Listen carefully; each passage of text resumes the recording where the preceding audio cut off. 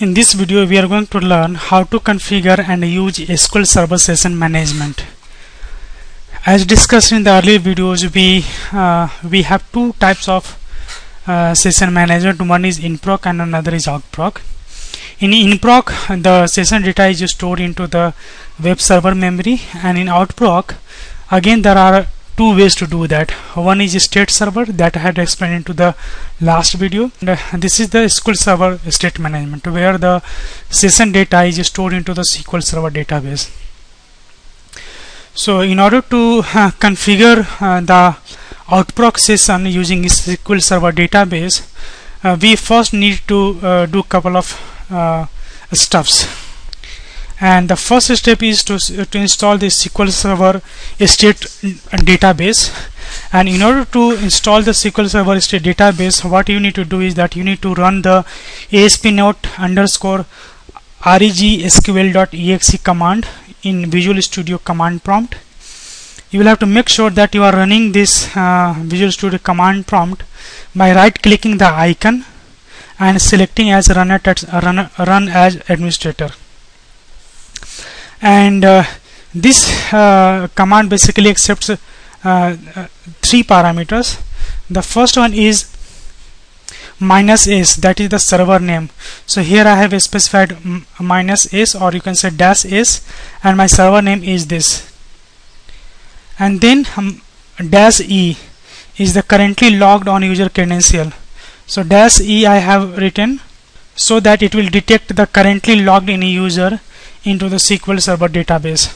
And then you will have to specify -SSADD is the command to add the SQL Server state database into your database server. So once you have done that, then you can see that you will get this kind of status: start adding session state, and then ... and then after couple of moments it will finish.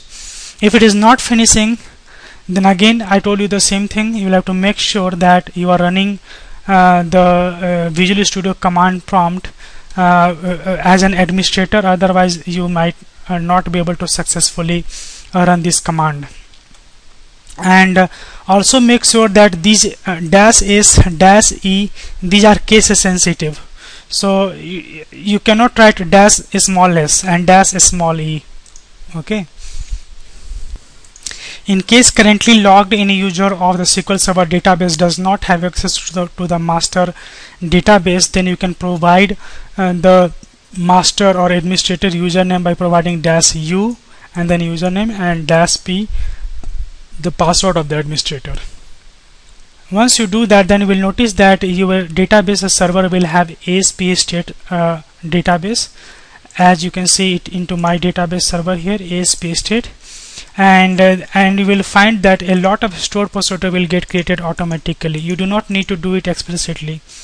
Once you run this command ASP.NET_REG_SQL.exe, and if it will be successfully completed, then all these stored procedure and all necessary stuffs are automatically created into your database called ASP state, and you will be ready to use your SQL Server session state management. So in order to use the SQL Server state management, what you need to do is that you need to specify the session state mode. So let me copy and paste this. So instead of this session state that I had used in the earlier how-to, I am now using the session state mode is equal to SQL Server. You can see this, equal to SQL Server.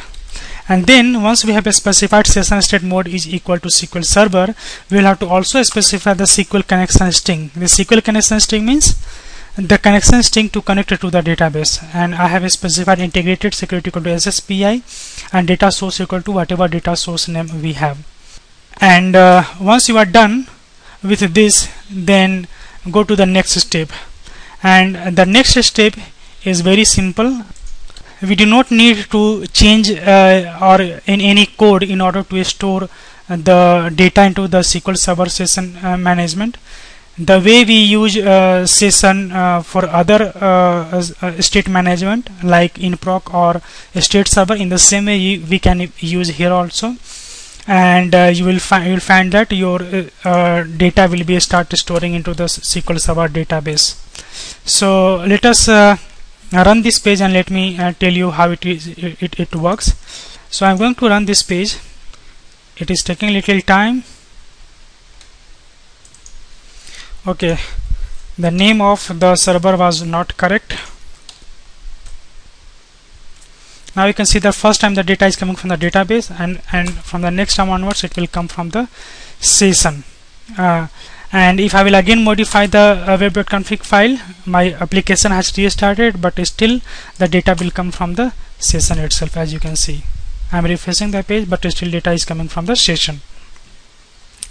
Now let's modify the database server and see if the data was really being stored into the SQL Server.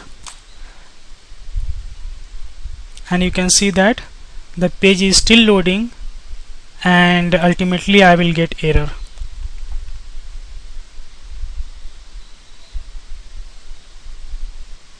See here, it means that it was trying to connect to the database in order to retrieve the session data, and now I have rolled back my change, and you can see that I am getting the data from the session.